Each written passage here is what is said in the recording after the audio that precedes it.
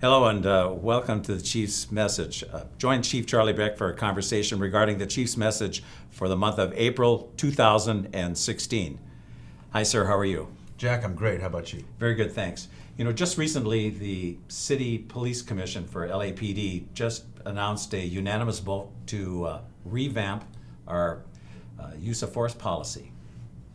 Jack, they absolutely did, but I think it's important for folks to recognize that the things that they bring to the forefront in the change in policy, de-escalation, last resort, these are things that we've been training for decades, and they are important. And words do matter. It is important where you put words so that people understand the core values of the LAPD.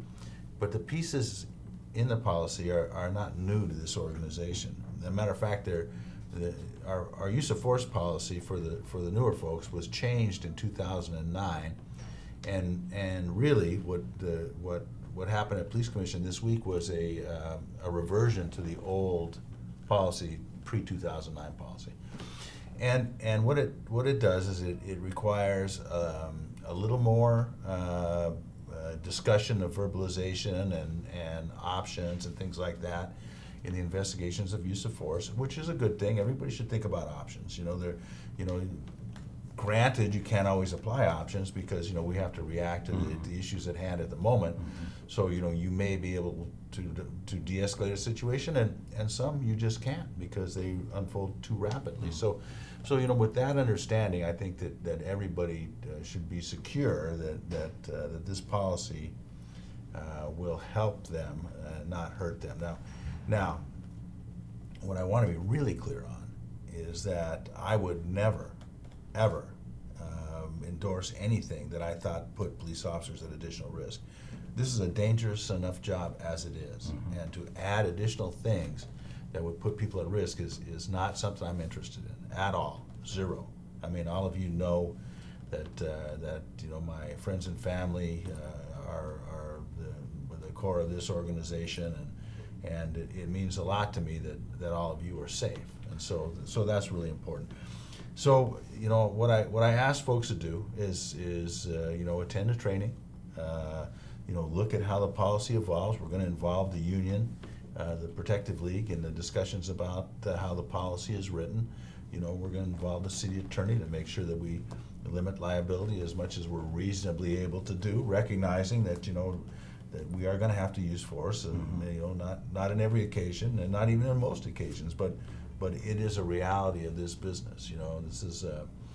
This unfortunately, not everybody will willingly comply with lawful orders from police officers, and sometimes we have no other option but to use force. What can we expect in the short term then for training at, let's take a particular division? Well, so for all of you, the whole department will end up going through the expanded use of force training, which also contains a mental health intervention component.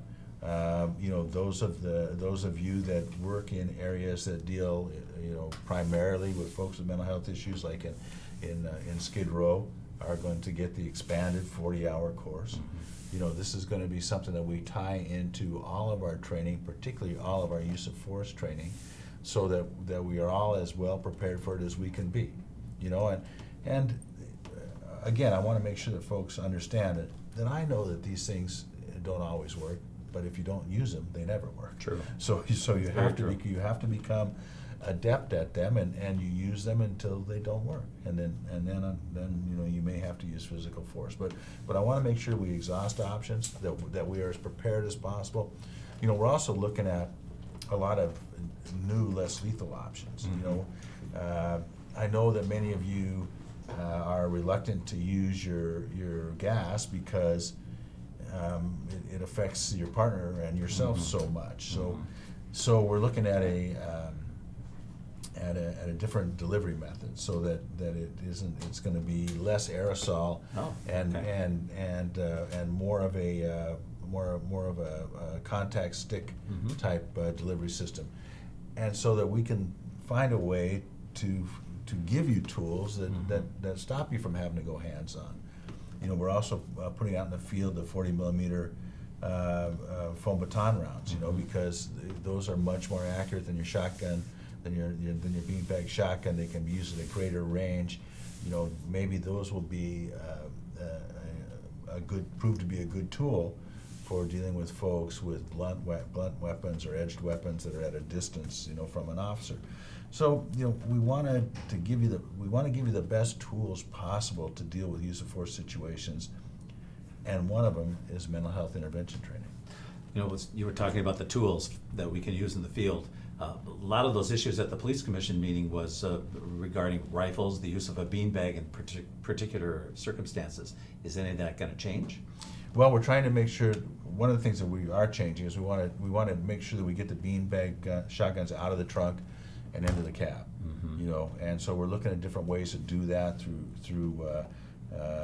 policy, and then also through equipment, different holders and things like that. So doesn't it put the hands up right? The cops are going to use it because right, it's right there. Well, so many times we see that it's in the trunk, and and these things happen very rapidly. They do. And if it's in the trunk, it might as well be at the station sometimes. True. Right?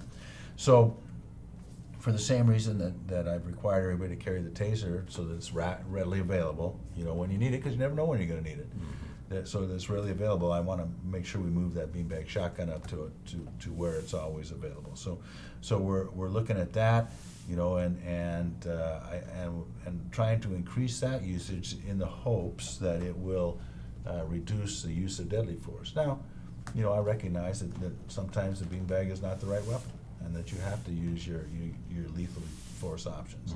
But there are times when the